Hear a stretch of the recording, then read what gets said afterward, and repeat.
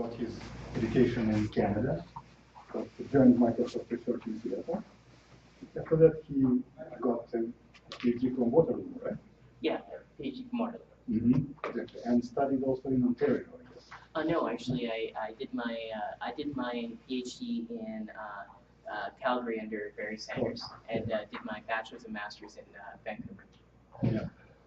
So he's a very well-known specialist in machine learning, and I want you to welcome him. Well, okay. Not compared to all the people at Google. I'm a relative neophyte when it comes to machine learning, but I'm one of the few people that I know of who really tries to marry machine learning and quantum computing. So that's sort of one of my niches. But anyways, what I'm going to be talking to you today about really is Fundam at its core, a new application for machine learning and also quantum simulation. And this approach I'm really excited about because it really gives you a whole new way of thinking about what a quantum computer is and what a quantum computer can do for science. And beyond, actually, as we'll see later on. So what do I mean by physics? As I say, I'm going to be talking about using a quantum computer to learn physics. So really, at its core, what I mean by the enterprise of physics is the art of really trying to come up with conceptually simple mathematical models that describe nature or describe our experience with nature.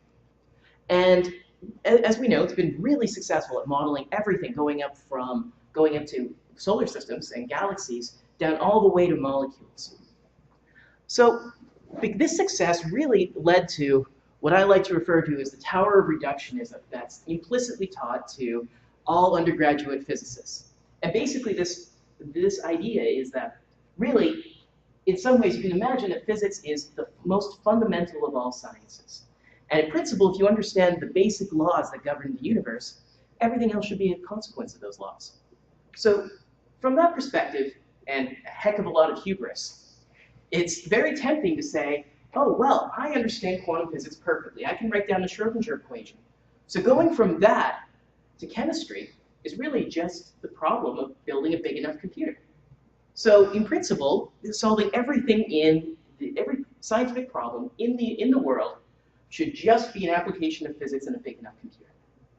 But of course, there's a big problem for that.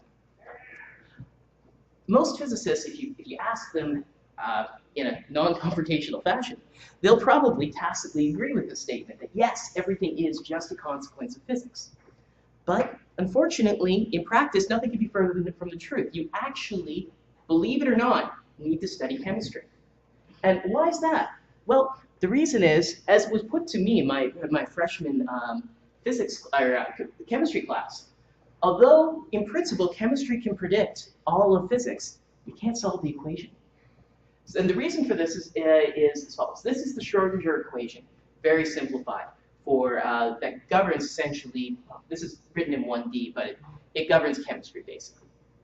And the issue with this is that these x's are the positions of, say, all the electrons in a molecule, right? And just like the probability distribution, this wave function psi over here, which describes the quantum mechanical state of the system, the dimension of that increases rapidly as you add more and more electrons to it. In fact, it grows exponentially with the number of electrons. So what this means is that if you want to directly solve this using your favorite, like Runge-Kutta method or something like that, the cost is going to be exponential. So this means that if you want to just dumbly solve the Schrodinger equation and get all of chemistry out of it, it's not just a matter of building a big enough computer. Very rapidly, you'll need a computer bigger than the universe to even solve elementary problems. So to give a particular example, let's talk about ferredoxin. Ferredoxin is sort of the engine at the core of the photosynthesis cycle. And basically, it's this FeS2 molecule at the center of it.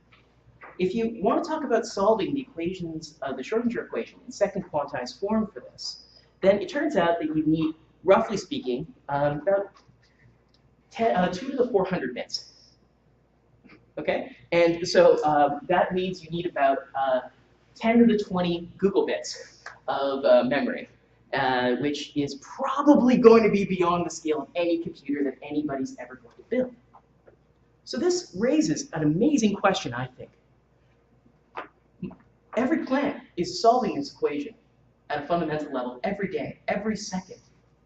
And yet, the best that we know how to do with our supercomputers is solve it using that kind of a scale of a computer. So what's going on? How come nature can do this problem trivially? But it seems like the entire universe, put together as a computational device, might not be able to solve that.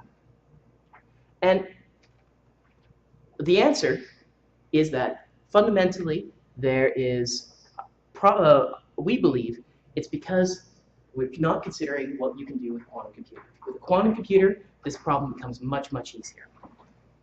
But taking a step back, let's take a look at this from the perspective of the foundations of science. Let's say I go up to you and I say, hey, this molecule, Fe2S2, it really is a quantum mechanical system. And if you've got a physics background, you'd say, yes, of course, I can write the Schrodinger equation for it. How much more quantum is that? Is there than that? But if you want to be stodgy about this, then how do you falsify it? How can you disprove my claim that it's a quantum system if you can't solve the equations and make testable hypotheses? And this brings up Karl Popper, who says that if you want to have a scientific theory, and most people would like to believe quantum mechanics is a scientific theory, then it ought to have testable hypotheses.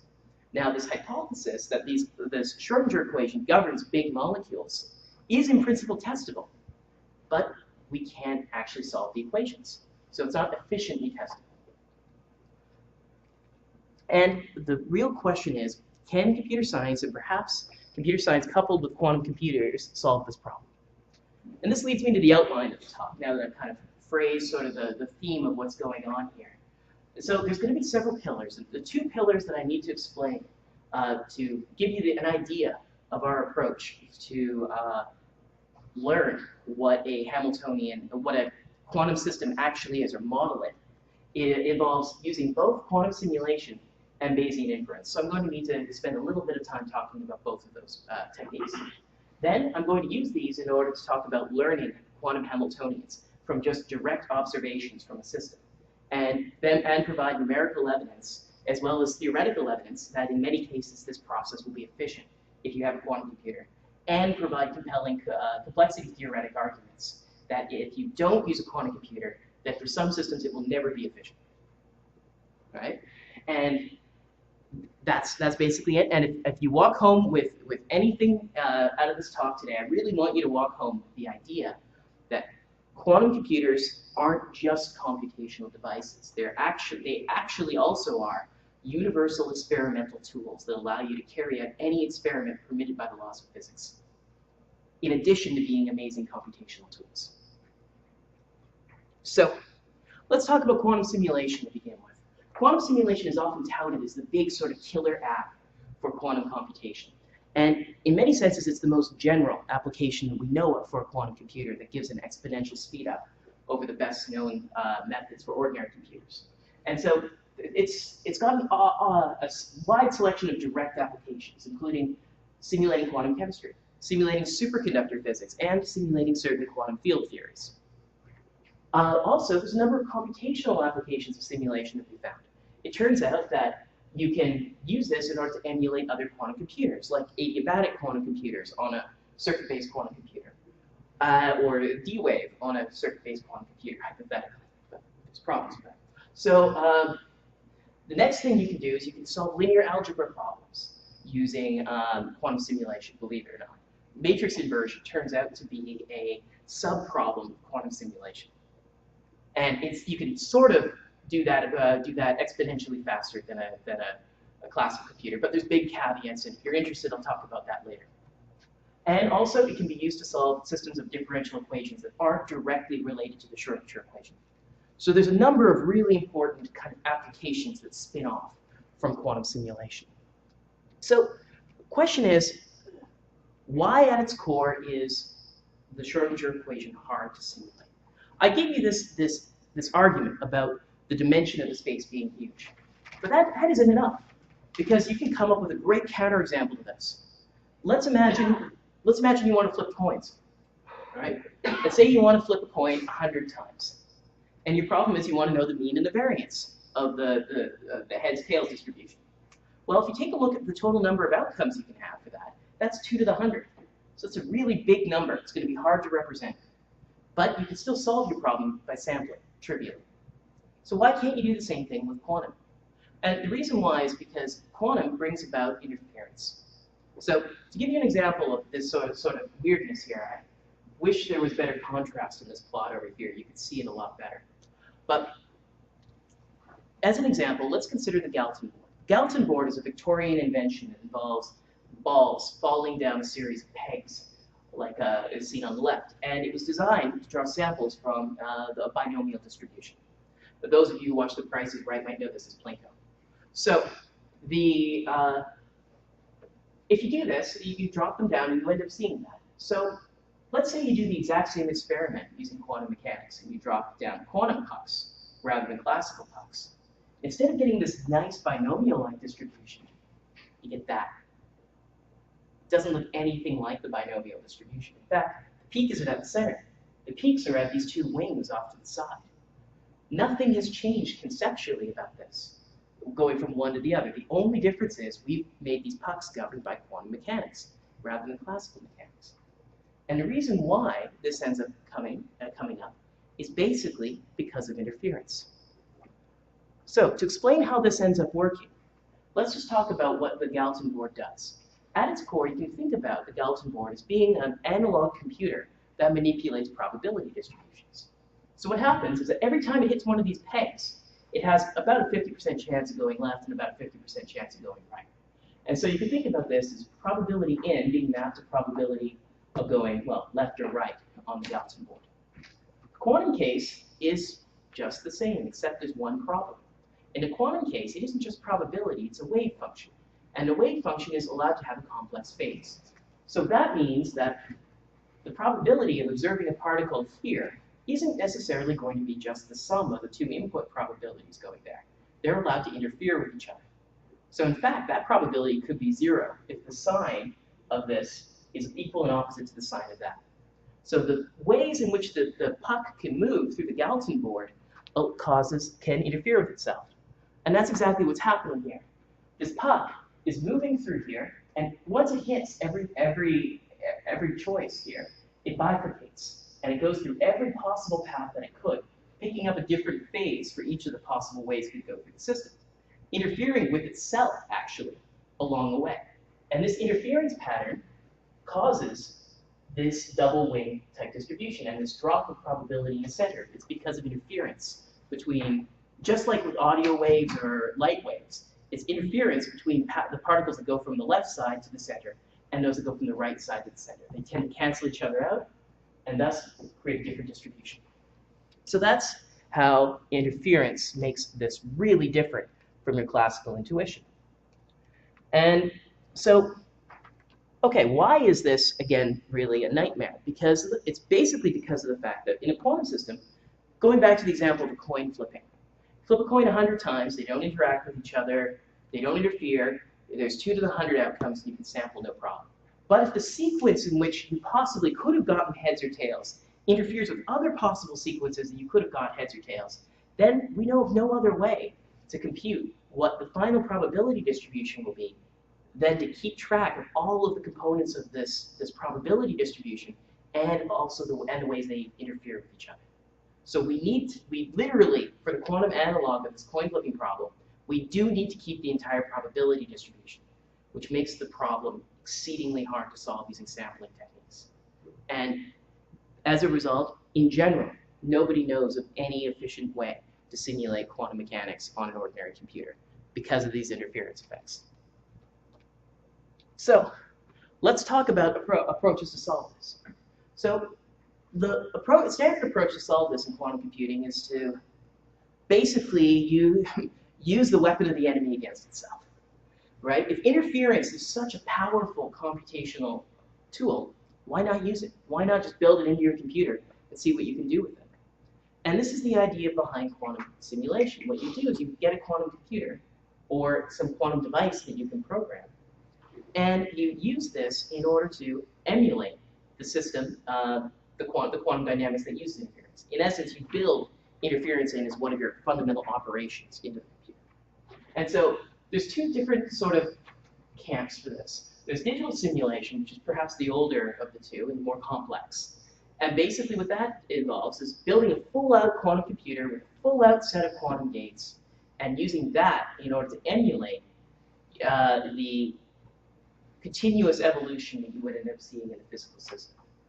And then there's an approach that's become much more, and the nice thing about this is that you can prove rigorous error bounds. You could say that if you execute this sequence of gates, then your simulation error will be at most epsilon. So you'll know that whenever you get your results from it, you can trust them, which is great. Downside is, the biggest simulation to date somebody's done with that is about 6 quantum bits. So that's, you know, like 32-dimensional vectors. Or 64-dimensional, yeah. So the point is this is a very, very small problem. Your laptop can solve much harder problems than the best anybody's ever done with this approach. Okay, let's go on to this other approach, analog simulation. In analog simulation, the idea is much more natural. What you do is you literally try to build a quantum system that has the properties of the system you want to simulate. You try to just directly engineer it.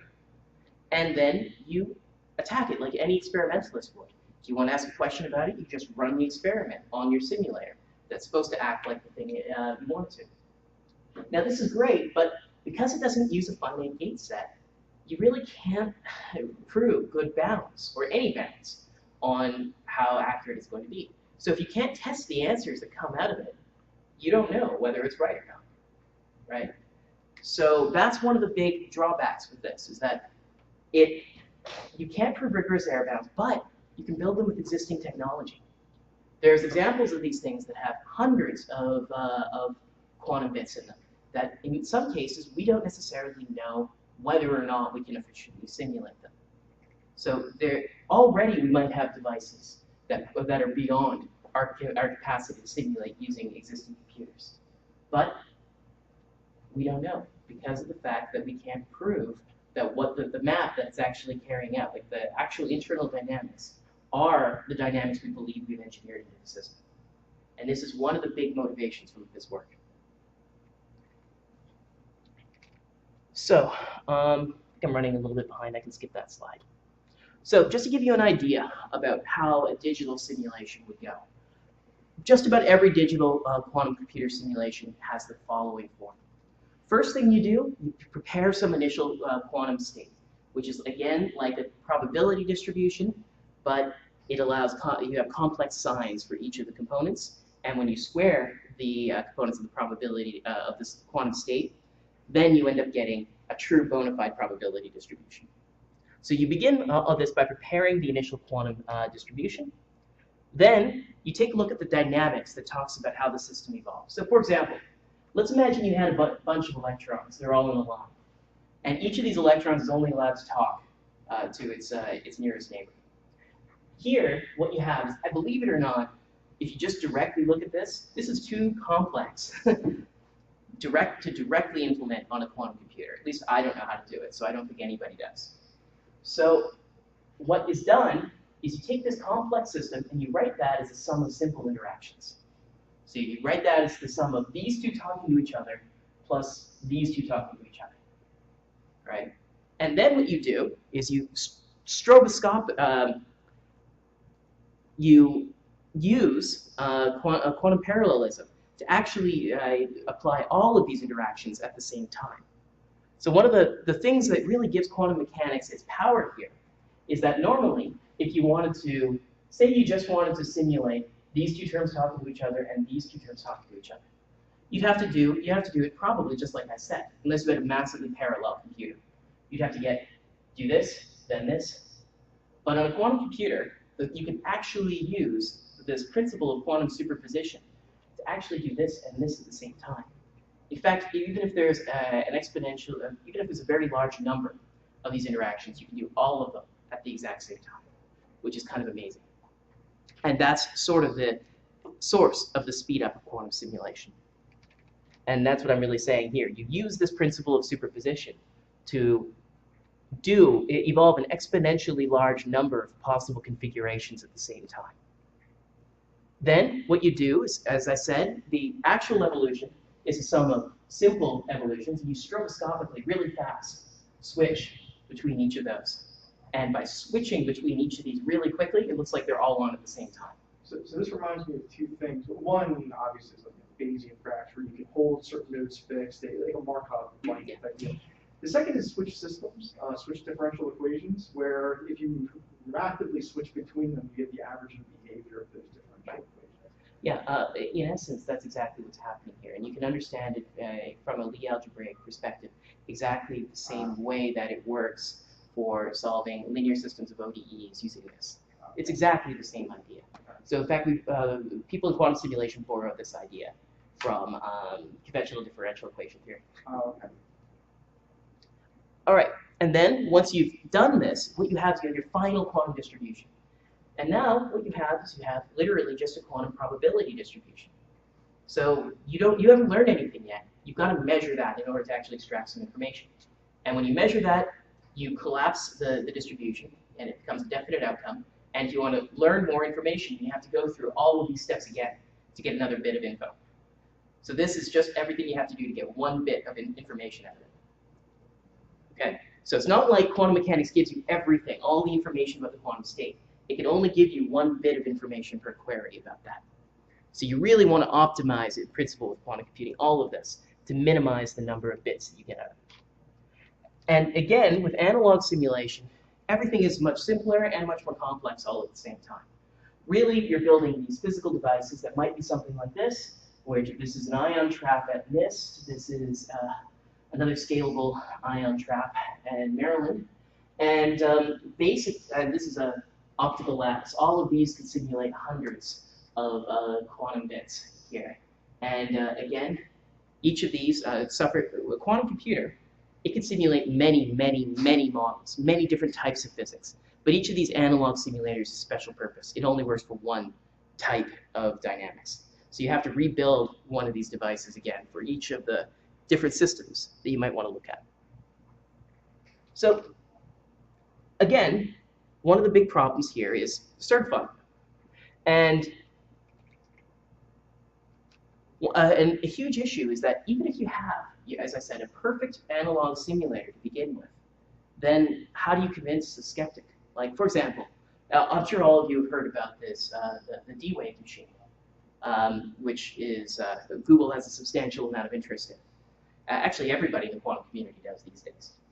And one of the big questions that have been going around in people's minds is it quantum or is it not quantum? How can you tell? Well, the big problem is that we don't have a good dynamics for it. We don't have testable theories and a nice set of experiments that we can just run and say, yes, it passed the quantum test. So that's why these debates for these sorts of analog systems, like the D-Wave machine, are ongoing, because we don't know how to probe them properly. And so the question is, well, can we actually, rather than just trying to make arguments from how physics ought to go, can we infer what the physics actually is from the distribution of outcomes? And this is exactly the same problem as learning the underlying physics of a system. So I'll often during this talk go between this idea of certifying analog simulators and certifying and learning physics, because they're exactly the same problem. It just depends on whether you view the physical system as an analog simulator of itself, or if you view it as a physical system whose physics you don't know. So let's formalize the problem of learning a model for a system. And this is where the equations begin. So the problem really is to imagine what you have. So you have a quantum system that's parameterized by some parameters x over here. And these are just numbers. So this could be 3 or 4 or 10. Ideally, you probably want them to have 0 mean and unit variance for reasons that are obvious to machine learning people. But the point is that each of these SIs over here is just some Hermitian matrix, and you can pick those to be whatever you want. Those will correspond to the model you have for the particular physics. So, for example, one of these SIs could be the momentum squared operator. Another one could be the position operator, so on and so forth. You're free in this framework to pick any model you feel like. And the goal behind this learning endeavor is to try to find the best model, i.e. the best set of X's, in the class of allowed models that you have to describe the data that you've actually got back from your system. All right. So really, what we actually want out of this is we really want this vector x of parameters that describe the best possible model within this class for our data. And this brings up Bayesian inference. All right, and that's how we're going to estimate this. So to give you an idea of this, these h's, they're known as the Hamiltonian. They are the basically the fundamental description of the model. So let's imagine what you do is you do a bunch of experiments and you collect some data record D. What you really want to do is you want to say, okay, for a given hypothesis for the model, Hj here, I want to know what's the probability that that hypothesis is true, given that I got the data. Now, Bayes' rule, I really don't want to get into Bayesian versus frequentist arguments here, but Bayes, roughly speaking, you can imagine that what Bayes' rule tells you is it tells you the proper way to update your beliefs about this hypothesis, given that the data has come in. So the way to decompose this is this PRHJ here. That's known as your prior knowledge about the system. So that's the beliefs or biases that you might have about the whether this hypothesis is true before you prepared the experiment. This prior information could encode years of experimental data, or it could be just some uninformed guess that you came up with after a few too many years. The point is, ideally, after a large number of updates to this, if you haven't chosen the prior stupidly, then eventually you'll end up converging to something that accurately describes your system. And this part over here, you don't have to worry about. It's really just a normalizing factor. This part up here is interesting. That's the likelihood function.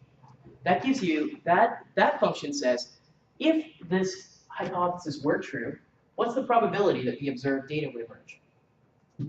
Okay. And so this is actually the killing point for most applying Bayesian inference to learn Hamiltonians. It's because of the fact that this likelihood function requires quantum simulation. You have to be able to simulate the outcomes of the system in order to be able to compute the probability of an outcome emerging. So that's exponentially expensive to compute in general. So it looks like this whole thing is dead in the water. But a natural thing to do is to say, okay, well, maybe quantum simulation will save it. But before we worry about quantum simulation, let's talk about a more immediate problem. More immediate problem is, actually, this model that I gave you with those x's in it can't actually even be written down on a computer. The reason why is because let's assume this is your model here. This is, for the people with a physics background, this is about the simplest transverse Ising model you can write down. But basically, there's two parameters. There's this B0, which represents how much magnetic field two particles end up experiencing. And this term, which describes the crosstalk between these two particles. So these are two real numbers. They can be absolutely anything. So if we want to write down on a computer what this probability distribution is, we can't, because there's a continuum of different values. Instead, we really have to come up with some way of discretizing this. And this discretization process that we use to do this is known as the SMC approximation, or sequential Monte Carlo. And basically, what it boils down to is saying, all right, well, instead of treating this as a probability density function here that's continuous, unfortunately, this is invisible here. So let's try it here. Okay, so normally, what you imagine you have this is your actual probability density function. Normally called rho, I guess. So instead of using that, what the SMC approximation does is it models it with a bunch of randomly sampled particles from this distribution. And what the idea is that these particles are chosen such that the mean and the variance of the particles are equal to that of the underlying probability distribution. I guess I drew this badly. The variance is probably the same here, but the mean is probably pretty close. So that's the idea. You choose a whole bunch of point particles, and you use these point particles to approximate the true probability density function. Okay, and that's how you get around dealing with the fact that this would be require an infinite amount of data. And so each of these particles over here represents a particular hypothesis about the parameters. I think I killed that one already. All right, so this would be J here, and this could be B naught as a particular example. So each of these is a discrete hypothesis about what the possible Hamiltonian is. So one of the issues is, now this one you can see fortunately, one of the issues is that the probability of you guessing the right model parameters is just about 0, right? So as a result, as you continue doing your Bayesian updates over and over and over again, you're going to become increasingly confident that none of them are right. And in particular, what will happen is you'll end up getting this depletion process, where some of these particles out towards the fringes that are further away from the true one will become less and less likely. So here, by the blobs, what I mean, what's the relative probability that this hypothesis is correct? So the bigger the dot, the more likely it is. So as you go on and on, what will happen is these ones become less likely, and the ones that are close to the true hypothesis will start becoming more likely. But this is a problem. This is actually a big problem, because you're spending a lot of computational work keeping around this part of the cloud that's useless. Right? Because it's so low weight, you know that those hypotheses pretty much aren't true. So what you need to do in order to keep this procedure stable is to notice that if you're trying to approximate probability density, there's two ways you can do it. You can either represent this particle over here as being high weight, or concentrate a whole bunch of particles of the same weight at that location. Either way, the density is going to be the same. And that's the idea of resampling. If you get too many low weight particles out here, what you do is you just draw a whole bunch of them using a particular algorithm that maintains the mean and variance before and after this resampling process, and continue learning on a now uniformly weighted distribution that's approximately equivalent. The other thing that's really nice about this algorithm is it also injects some randomness into your distribution. So it will move the particles around a bit, making it more likely that you'll have new particles that are close to the actual truth. Sorry, just a quick question.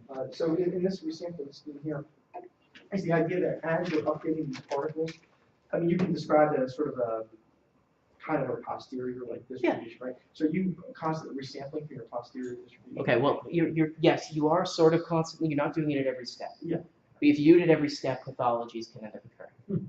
So what you actually want to do really is, with all machine algorithms or some machine learning algorithms, there's some amount of voodoo to it. And the voodoo that we find works well, and other people have found works well, is you wait until essentially the number of the effective number of particles in this distribution has gone down by a factor of 2. Once you're about half the original effective sample size, then we resample. That tends to happen about every, ideally, 3 to 4 update steps for us. In bad cases, it'll happen every update step. So this works better on smooth functions? Yes. Pretty much everything does.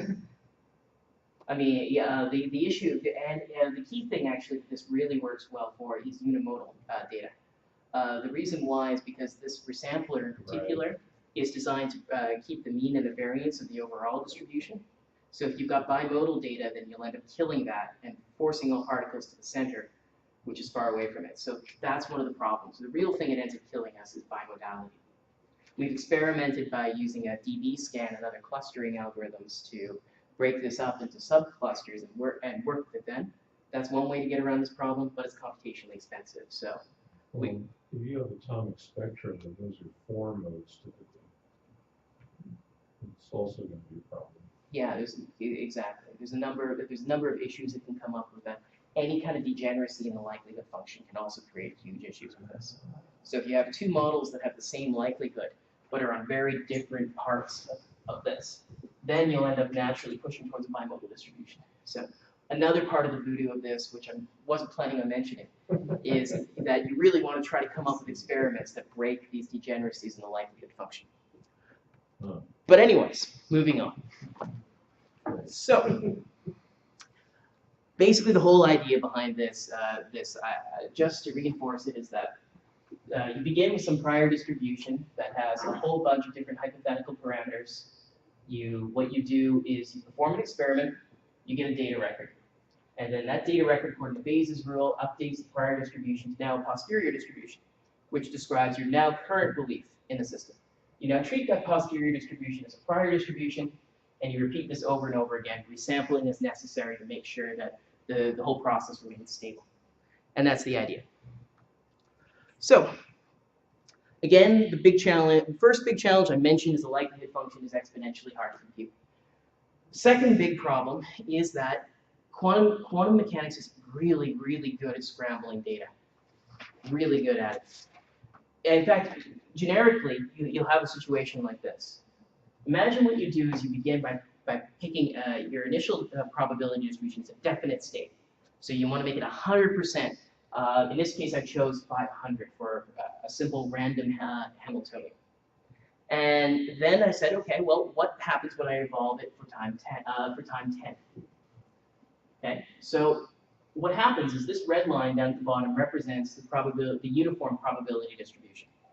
Okay, so this is for 1,000 outcomes, or 1024 actually. That's virtually negligible on this plot. After t equals 10, you notice that the actual quantum probability distribution, roughly speaking, is uniform. So what does that mean from the perspective of Bayesian inference? It means that if I got this outcome, even if I knew what the actual probability distribution was, if I got this outcome and I got that outcome, then they're about the same. So but this is a secondary problem that even comes up even if you can compute the likelihood function efficiently. It's that a lot of experiments are just bad. And you've got to really think about what the right approach is to interrogate a quantum system. Because naturally, if it does what it wants to do, it'll scramble your data and make it very hard to learn. To give you an example of where this ends up coming up, I'd like to talk about boson sampling quickly. So boson sampling, I think, is really amazing because boson sampling, what it provided was the first really concrete evidence that there actually is, well, if you're a complexity theorist, a problem that classical computers probably can't answer. And so the idea of boson sampling is it's really just like the Galton board that I mentioned previously. What you have is you've got photons that you send in on these inputs. And the rule of the game is you're only allowed to send in one photon per input. Okay? Unlike the Galton board, there's more than one input. So here there's 5 inputs. With the Galton board, there's only 1. But apart from that, it's exactly the same. These photons then go through the system of beam splitters, which are half-silvered pieces of glass, and polarizers, and then end up coming out as some distribution over this. So it's a very, very simple experiment. In fact, you can build this in an undergraduate physics lab, no problem. But it turns out that the probability distribution it can be computed, but it involves computing a permanent of a matrix. And this permanent, Valiant proved, is sharp p hard to be able to compute. So this is actually really amazing. What it means is it means that this probability distribution that you end up seeing out of this, you could compute it if you could solve a sharp p hard problem. So this is kind of neat in that quantum systems are, in some sense, you can imagine them sort of computing this. But the downside is you can't learn what this permanent is. The reason why is because the probability distribution spreads out. So sampling from it in order to learn the permanent is impossible. The other thing that's more important is that Aronson and Arkhipov, the inventors of this idea, they showed that even just drawing a sample from this distribution using a classical computer efficiently would imply a collapse of the polynomial hierarchy to the 3rd level, which is something that is widely believed by computer scientists to be impossible. If you even were just able to build a classical computer that can sample from the probability distribution that this quantum system creates. So this means that this very well, assuming that the polynomial hierarchy doesn't collapse, that this system is something that classical computers just cannot simulate efficiently. So now let's turn this into a learning problem. In order to make this, to translate this back into our framework, imagine I turn this into the following problem. I give you 2 boson samplers, or I give you 1 boson sampler, sorry, and I promise you it's either boson sampler A or boson sampler B, and your job is to decide which it is. I even give you a complete mathematical description of what these 2 models are. How do you go about doing it? Well, as I said before, drawing a sample from that probability distribution, which would let you compute the likelihood function for any outcome, is sharp p hard. Or, sorry, it implies the classical polynomial hierarchy. So you're not going to be able to pull that out off. So this problem actually seems like it might be outside the range of science for large systems, which is kind of cool. So then the real question is, can you use a quantum computer to solve this? The answer is yeah, you can. And this is the essence of my idea. So the idea is, well, what you do is actually you feed a boson sampler back into itself. So a boson sampler is something that can actually be because of its simplicity, can also be trivially simulated by a quantum computer. So what you do is you get your unknown boson sampler here. You feed in photons, right? You take the outputs and you feed that into a quantum computer that does the inverse of that boson sampling map. And so if you feed in a definite state as input, and your guess is right, like say this is model A, and you try A inverse here, you're going to every single time get your input as output. In other words, what happens is you have this problem that I mentioned where quantum mechanics ends up scrambling the data, but the second operation de-scrambles it. And so now what you can do is you can test using a very, very small number of samples whether or not this model is correct. So before I continue, because this is the essential part of everything. Does anybody have any questions? The initial set of Hamiltonian, can you explain more where you got these from? Oh, okay. So for this particular problem, it's a contrived problem. So what I'm saying is pick the Hamiltonian parameters, i.e. the beam splitter settings and polarizer settings for these uniformly at random. Aronson and Arkhipov proved that with high probability that will be a sharp p-hard problem to compute the likelihood. So you pick both of these to be uniformly. You pick these to be uniformly for both of the hypothetical models, and that's it. But in general, Any data set? For any data sets, what you would do is you would. It really actually depends on what you're trying to model. I can't give you necessarily a prescription for it. This really actually ends up being informed by whatever prior probability distribution you have over what these Hamiltonian parameters are. So you use the prior probability distribution and SMC to build your Hamiltonian pool. To build your exactly. Okay. And then you use resampling in order to refine your Hamiltonian pool over time to keep it sharply concentrated about the most likely model. Yeah. Did you have a question, Andre? Yeah, I wondered if there will be phase errors in the actual device that will completely decohere the ultimate inversion. Oh yeah, of course. This is entirely living in pure theory land. Mm-hmm. There are issues with this. Now, if you take a look at imperfections in this, quantum mechanics, the way that imperfections end up spreading is linearly with the number of operations. So your number of inputs and outputs is upper bounded by n, say. Then the number of gate operations you have here is order n squared. And it's also order n squared here. So that makes the total complexity of this order n squared. So that means it suffices to make all of your operations correct within error order 1 over n squared in order to make all of this work out. Yes? So your measurement is a Bayesian matrix operation against the Hamiltonian pool. Basically, yeah. Eventually. That's what you're doing. You're directly measuring one model against another model using this inversion idea. But you're using macro world probabilistic measurement against a micro complex measurement. Well, no, actually, what you're doing is they're both macro measurements. What you're doing is you... both macro. Yeah, they're both macro because what you're doing is you do an experiment. Here, in this particular case, it's Boolean. It's either did you get back to the initial state or did you get something else? And so basically, it's binary. So what you do is you repeat this a logarithmic number of times in order to get enough confidence in the result using Chernow's bound, and it becomes macroscopic. Let me be 100% clear here. I think that people often refer to my field as quantum information processing. I don't think there's such thing as quantum information. I think there's only information. And it happens when you measure the quantum state. The quantum state is used to do processing, but ultimately information is just bits. And that's all that you ever know. In your model here, are all the beam splitters 50-50 and the polarization random? No. Actually, the beam splitters have random biases too. So what do the T's refer to? Okay. So what do those T's refer to actually the transmissivity of each of these beam splitters. So it's exactly that bias that you're mentioning. Some of these could be 100% reflecting, some of them could be 0% reflecting.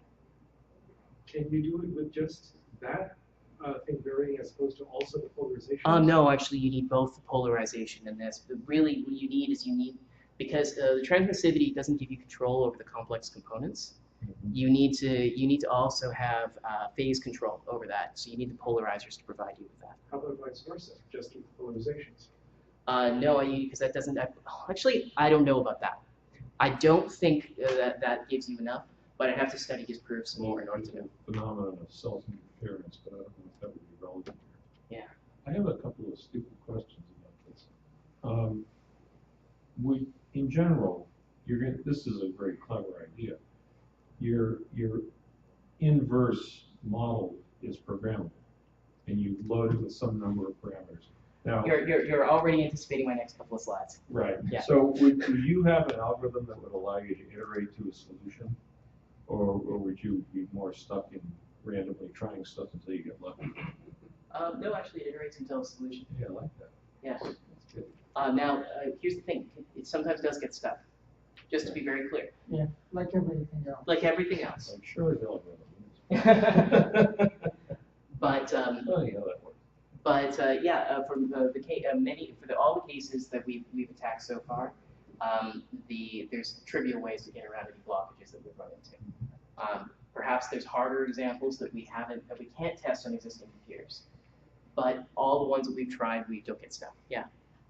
So the Hamiltonians for the data are not complex value probability. They can be. They can be. They can be, absolutely. But what do we do I'm with just saying what the likelihood function is that you get back out of it is really just a probability distribution. So you really have to repeat any of these experiments enough times so that you're confident enough that the likelihoods that you get out of it are real. Yeah. Yeah, you first. So if you do this, you don't really have to make sure that only a single photon enters each time. So you can do it with coherent light, with any intensity. You're absolutely right. But the reason why I said that it's one photon enters at a time is because that part is relevant for Aronson and Archimedes complexity proof. If you want to sample the intermediate state. Yeah. But in this setup, you don't need it. You don't need it. Yeah, you could do any experiment for the inputs you want. Much easier. Yep. Yeah. Just wanted to make sure I understand what the problem is. So the problem is that we don't know these parameters Ti, we want to find them by saving photons and measuring the output. Yeah, that's ultimately the problem. The toy problem that I set up here was really you just have one set of TIs and beam splitter values, and you've got another set. Figure out which one of those two hypotheses is true. But more generally, what you're looking at is the correct way. Another question. Yeah. When iterating and choosing finally reaching the correct parameters, how can you be sure that the function that you're analyzing will not be ultimately non-smooth, like completely spiky? How do you know that the likelihood function won't be completely spiky? It's somewhat baked into the form of the model that you pick. These linear models, they can't be spiky actually because of the fact that they're continuous. So if you picked some other more pathological form of it, then you could introduce spikes, but the forms that we've assumed for these models aren't. And also most of the forms that physicists end up using are linear models too. You know, the parameters you'd be varying over interaction strengths or masses, things like that. Now, which of course begs the question of whether this is true or whether it's a convenient fiction from the perspective of learning. I don't know. Actually, what I meant to say is your device basically answers a simple question. Is one the inverse of the other or not? Yes. So if it is, you'll get the delta function. Right. But if it isn't, you'll get something else. Yep. But you don't know what. Yep. You might be getting gibberish every time, so it will be difficult to infer from what you get whether you're close or not close to the final solution. Okay. Let me. I'll skip ahead. And are you? Do you know anything about quantum mechanics by chance? A little bit. Okay. Cool. So the time evolution operator for Hamiltonian is this over here. And so basically, what we end up doing is the following. So we have some, actually we normally do it the other way around. Okay, we have our true, we evolve under a true system, like this one up here, and then we evolve under the hypothesis, hypothetical inverse of that. So what you end up seeing from this is that the difference between this and the identity map is bounded above by the norm of the difference between the two models times the evolution time. Yeah. So there's this linear relationship here. So you can always scramble this data by choosing, your evolution time to be sufficiently long. But if you pick your evolution time to be short relative to your uncertainty in the current model, then that's how you get around getting stuck with these sort of cusps like you're anticipating. And this also kind of alludes to your thing. So I think I better, in the interest of time, I better get going again. So the key point is that, again, quantum computer can simulate a Boson sampler using a small number of gates. And also, in turn, the decision problem behind identifying which Boson sampler you have is actually efficient, despite the fact that these models are hard to simulate. And so this, to me, a cool side effect of this is that actually quantum computer science provides a framework for you assessing complexities to experiments.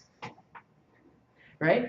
Just learning facts of nature in a lab, you can reduce that to carrying out an equivalent transformation on a quantum computer and assign a gate complexity even to that, which is really kind of cool.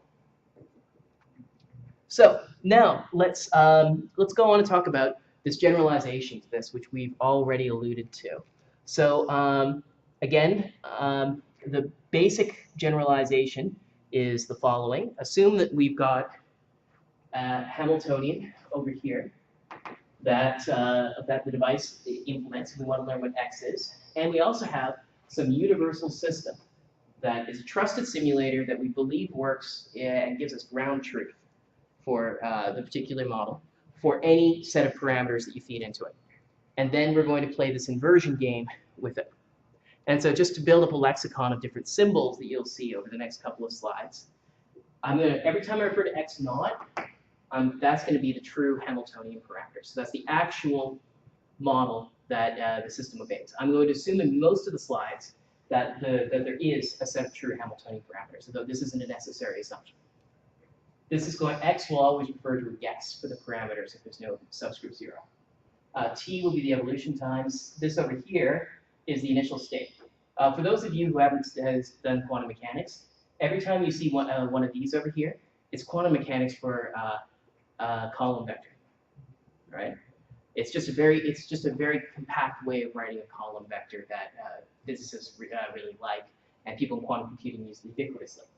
And every experiment is going to take the form, evolve under the true system, evolve backwards under a guess of what the actual system is. And every experiment is going to be binary. It'll give you basically, we're going to call outcome 0 the outcome you get back to the initial state. So this map of evolving forwards in time according to the true and backwards according to the hypothesis maps the initial state to the initial state. Is an experiment a single fire? Single fire, single bit. So yeah, obviously you're going to need several bits in order to have some real confidence in this. So there's two sorts of experiments. I'm mainly going to be focusing on the later one. Unfortunately, this doesn't come in too much. This one over here we call QLE, or quantum likelihood estimation. And it basically just involves using a quantum computer to compute the likelihood functions. There's no inversion step with that. This one, IQLE, which is like what I showed in the previous slide, involves evolving under the true system, swapping the state out into your quantum computer, and evolving backwards. So I'm going to refer to all of these experiments that you've seen so far as IQLE, and I apologize that you can't see it. Now, for this part over here, obviously every experiment has two things. You can guess the hypothesis you're going to try to invert under, and you can also choose your evolution time. So how do you pick your evolution time? Well, this gives it to you right here. Basically, what you want is you want high probability the difference between these two models to not be too big and not be too small. So a good way of picking it is to pick t equals 1 over the norm of h minus h tilde, which means that basically which means basically that the vast majority of the outcomes are going to end up giving you a result of a high probability of giving you back the initial state, but won't always give you back the initial state. And you want that in order to maximize the information you get from each of them. You don't want to bias, for example, you don't want to always guess what you think is the correct parameter. Because if you keep on doing that, you actually won't learn as much as if you guess something you think is slightly wrong. Because you really want a strong bias in your outcomes away from 100% success. You want ideally 50% success.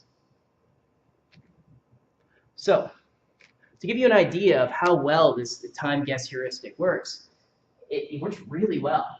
If we try to, for simple examples, what we've done is we've computed the Bayes risk and taken a look at the optimal scaling, which is this envelope given by the Bayesian-Kramer-Rao bound. And we end up seeing that this inversion step that we end up doing, using this guess heuristic for the time over here, ends up actually coming really close to saturating the best you can possibly do for these simple experiments. So actually this guess heuristic, though it's sloppy and though, really we probably should be doing some conjugate gradient optimization to search for the best experiment, this actually for simple systems does shockingly well. And again, the reason why is because of the symmetry between the forward and backwards experiments that we take advantage of.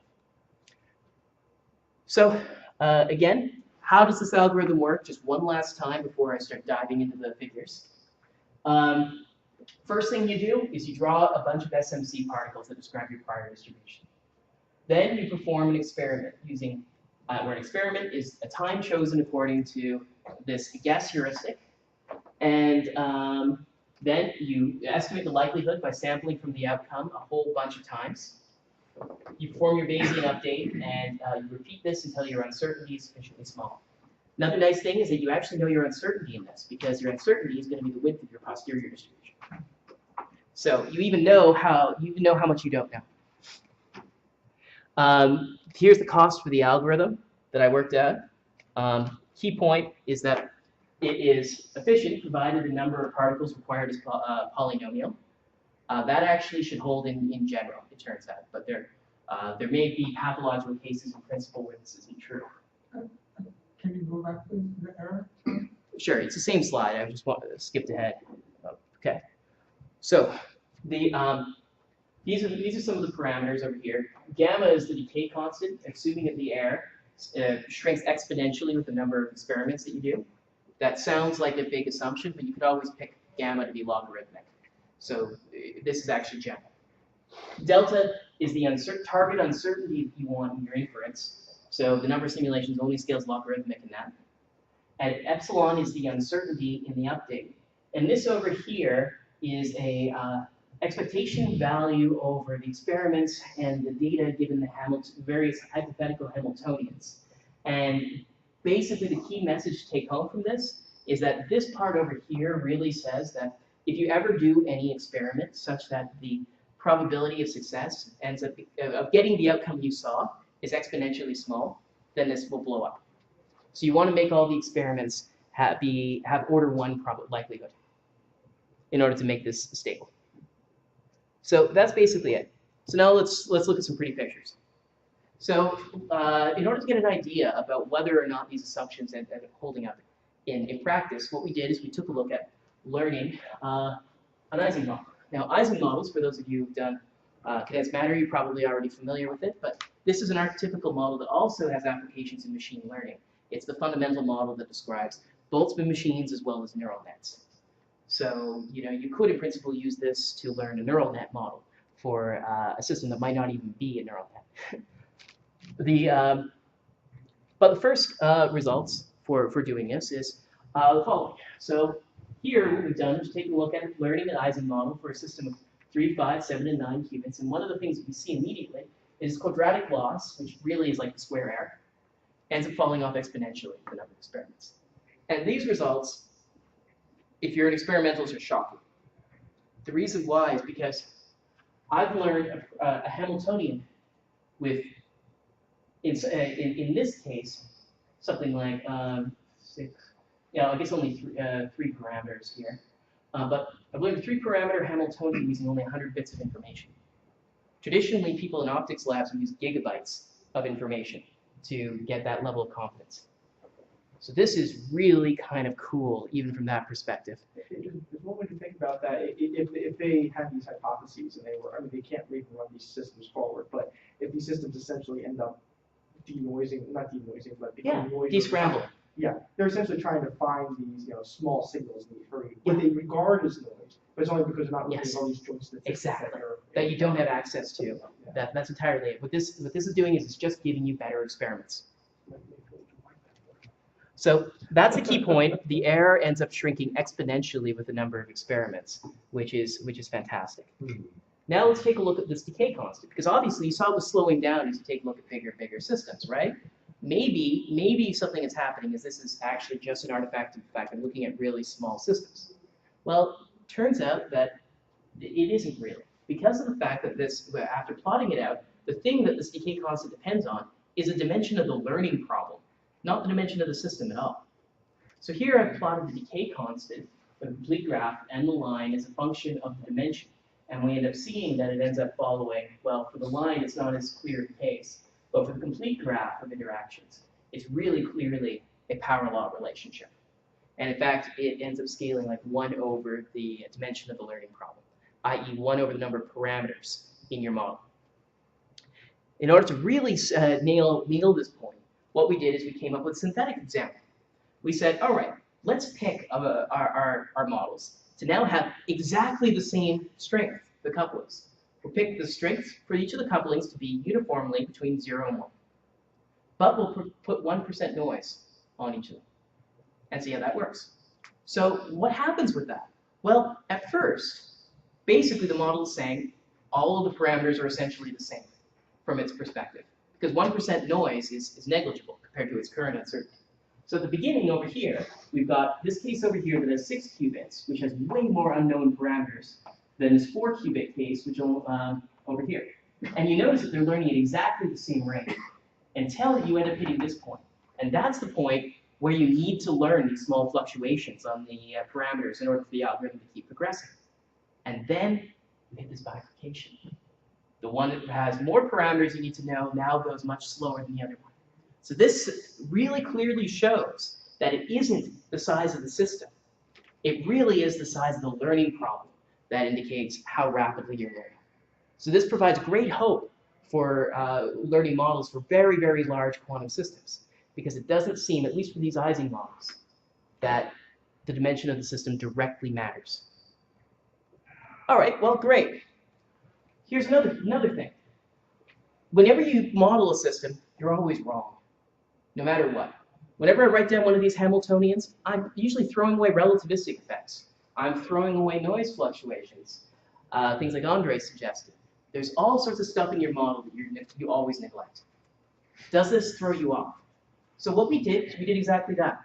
We assumed that our true model actually has some couplings that we didn't include in our simulator. So we performed the experiment, and lo and behold, we actually learned incredibly well until we start having to learn those parameters to keep making progress. And then the algorithm plateaus. It can't make any more progress because it needs to know those. So there's 2 things to take away from this. First, it's stable. It doesn't care whether or not the model is correct or not. It will learn the best model it can out of the class you give it. And the next thing is, this plateau is actually really awesome. This is something you always want to see, because this shows that new physics is needed. That whatever model you thought applied to the system doesn't work, because you can't make progress. You keep getting, the algorithm keeps getting confused. So this can actually be used as an automated method to show when physics breaks down for a system. Now, what if you have inexact likelihood calls? Because the likelihood's found by sampling. Key message is, doesn't screw it up. It only just slightly slows down the learning rate. How about noise? Noise is even a more remarkable thing. What I've done here is I've thrown in no noise, 5% noise, and 50% noise. At 50% noise, essentially the system's not even quantum anymore. Despite that, it's still learning effectively. Now, part of this is because of the fact that it's depolarizing noise. So by averaging over a large number of SMC particles, it gets diminished. Colored noise, things become more complex. I've got some other plots showing that more realistic noise doesn't screw things up, but we'll skip that. All right, and skip the summary of results and go on to trusted simulators. So now, there's one way in which you can call BS on what I've said so far. It's on this assumption that you have a trusted simulator. Because, well, how do you get one? How do you get a quantum computer to test all of these things? In actuality, the task of certifying physics or learning a Hamiltonian model actually might be easier than building the quantum computer to test it. So, how does this work? Is this hopeless? And can you actually use a small quantum simulator to learn a model for a much larger device? And very new results, the answer is yes. We call this method quantum bootstrapping. And you guys are some of the first to hear about it.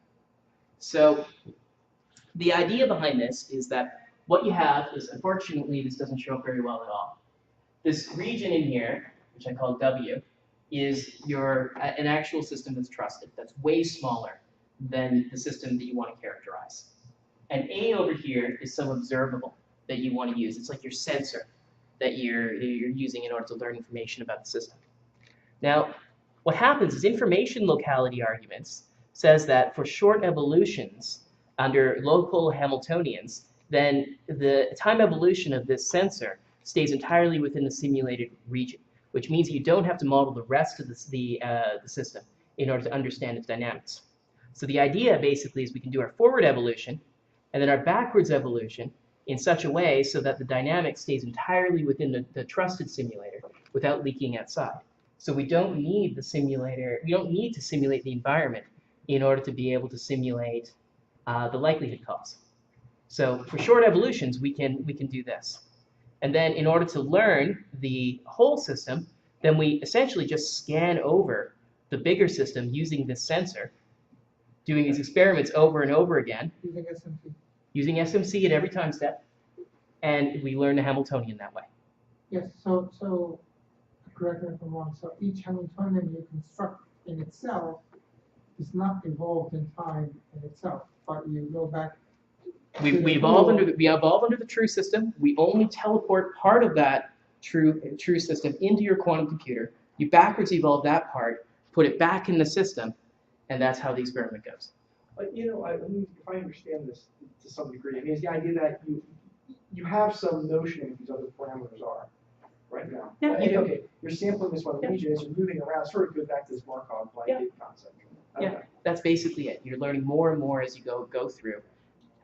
And yeah, actually, we're kind of short on time. How about I take questions at the very end.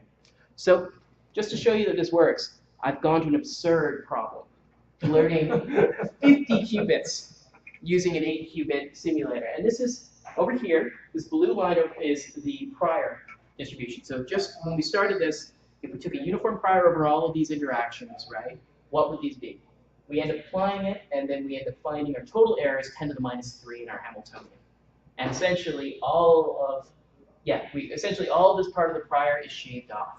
So almost all of our errors become negligible after doing one sweep of this. So this shows that actually this idea of having a small trusted simulator is not terribly unreasonable. And so what it says, more importantly, is that we don't actually need to necessarily start out with a huge, massive quantum computer in order to test a small quantum computer. What we can do is we can start with a slightly smaller one, characterize a bigger one, which opens up the reason why we call it quantum bootstrapping. Because what you can do with this is you could say, all right, well, let's say I want to build a quantum computer, and I've got a smaller quantum computer.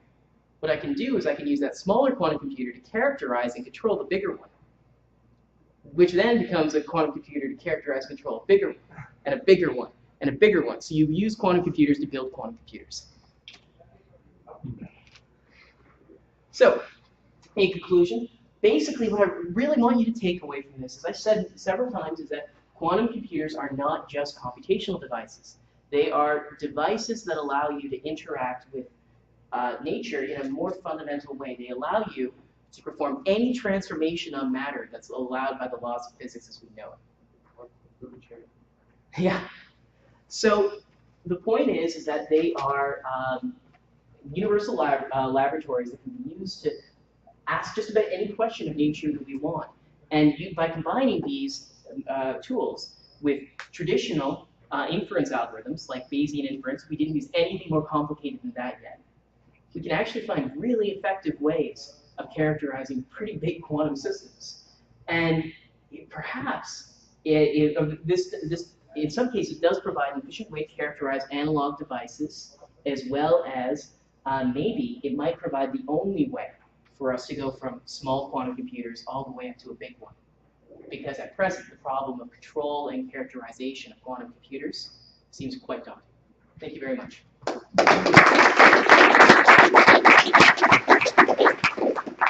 Thanks so much. Before we jump to the questions, let me say that you go to a dinner with a speaker, right? Oh, sure. Yeah. So please hang around. Okay, more questions? Actually, Yes. let's go to you first. So let's say you have 5 Hamiltonians. Yeah. Singularity. You have one vector, you measure, you have probabilities. Then how are you updating the actual Hamiltonian next, and how do you update it? Okay. The way we do it is exactly using Bayes' rule. So what we do is we say that, our probability distribution is equal to, say, P of 1, P of 2, P of 5, right? And then what we do is we compute some data. We find D through experiment. Then what we do is we compute P of D given the first hypothesis by sampling from a simulator. So we use a trusted simulator in order to just generate a whole bunch of samples from it, and we see how many times we got outcome D, and that's our likelihood. And that's one of the reasons why it was essential that I talk about errors in the likelihood function, because you're always going to have sampling errors. But you haven't updated the Hamiltonian. I haven't yet. So that's how I compute the likelihood. Now if I update the Hamiltonian, is I just use Bayes' rule.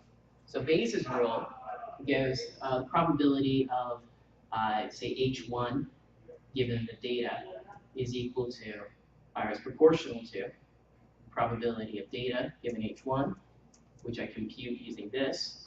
And I already know on an ordinary computer what my prior probability of that hypothesis was. So I just use Bayes' rule and store these numbers in an ordinary computer. So the key thing, I guess, maybe you're getting stuck on, is that these probabilities are just stored in your laptop.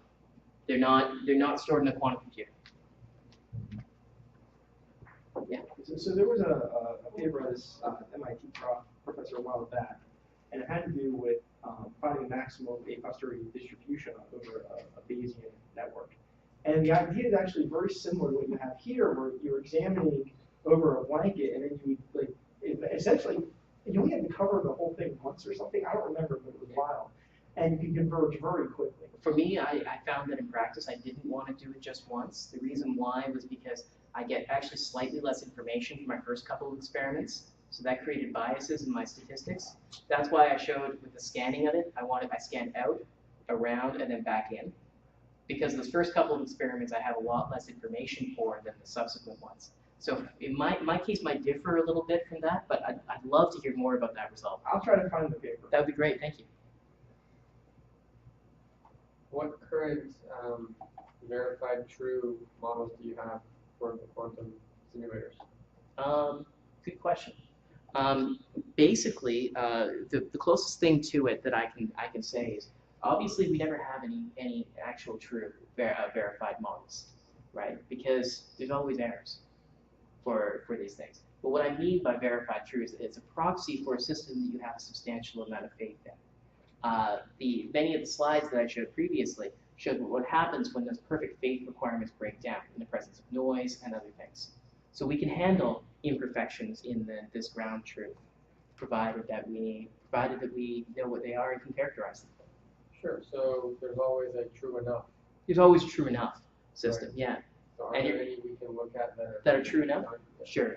One system, the closest one that we have to that is ion-trapped quantum computers right now are kind of amazing for this. You've got gate fidelities in excess of 99.99%. And these things, which, hey, it's nothing compared to silicon, but it's pretty amazing as far as quantum goes. And these things would often, I think, be good enough for the purposes of many of these sorts of verification experiments. So we can start with that, but the problem is that this would just be a toy example, because those sorts of fidelities you only get for 3 quantum bits. If you want to look at something that's much bigger, unfortunately, we don't have nearly that kind of fidelity. It turns out for fault tolerance theorems, if we did have that for something around 30 or 100 or more quantum bits, then we'd already have a full-blown quantum computer. Has anybody tried to use this on D-Wave? At present, actually, no, it's impossible. The reason why is because D-Wave doesn't couple to other systems. We can't you can't get inside the box and actually get the information out of the resonators into a device you might trust more than the D-Wave system. It's very much locked down, and the experiments you can perform on D-Wave are very limited. You couldn't even perform the swap operation to carry it back and forth out of it. So basically, the D-Wave system just does not have enough control for this kind of protocol or many of the other testing protocols that people would like to run on. Are they aware of this? They're aware of this, and the engineers in particular are aware of this. The PR people, there's a disconnect between them and the engineers. But the engineers are aware of this, and they're working with academics in order to try to address it. But expose the internals. Not necessarily even expose the internals, but add the sorts of controls that would really be needed for other sorts of experiments. Sure. I would love to run this sort of an experiment on a D-Wave system, but it's going to be a long way till we have that level of control. This is a remarkable thing. I have a couple of sociological questions for you. In your academic career, have you ever doubted that quantum computers are feasible technologically? Oh, I doubt that all the time. I'd be a fool not to, right? They don't exist. But I would love it. I would really love it if, for some reason, it's actually physically impossible to build a quantum computer.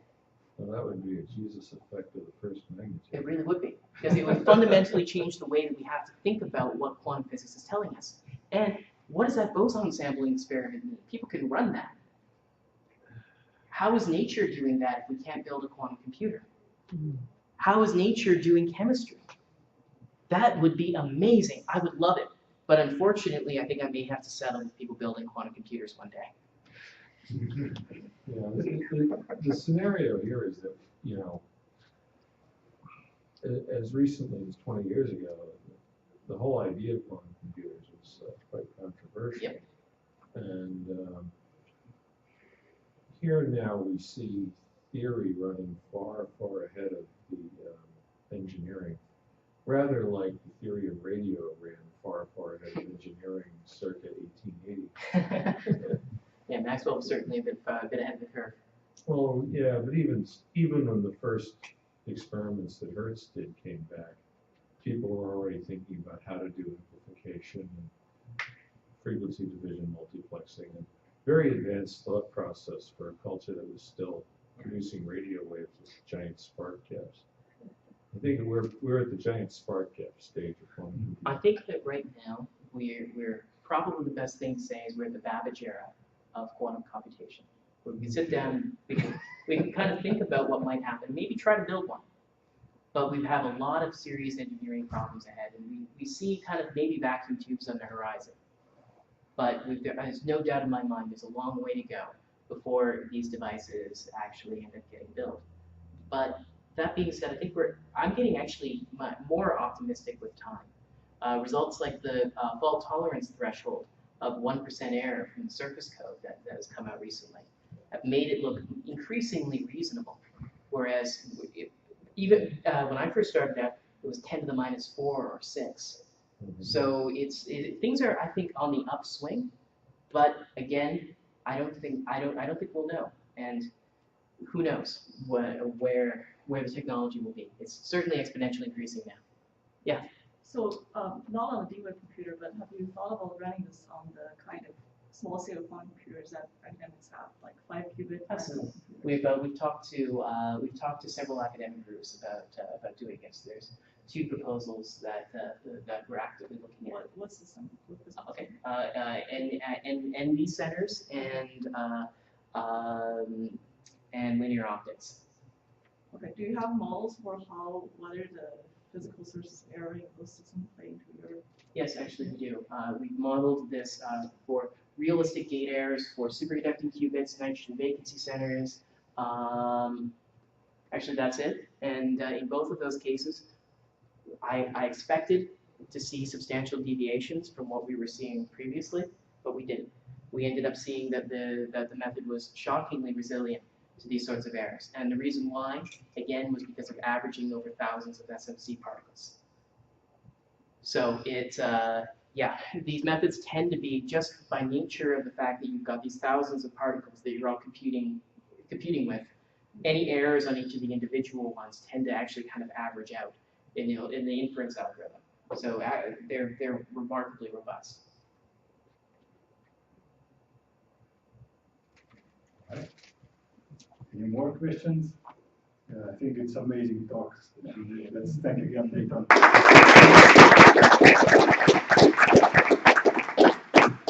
Please stay.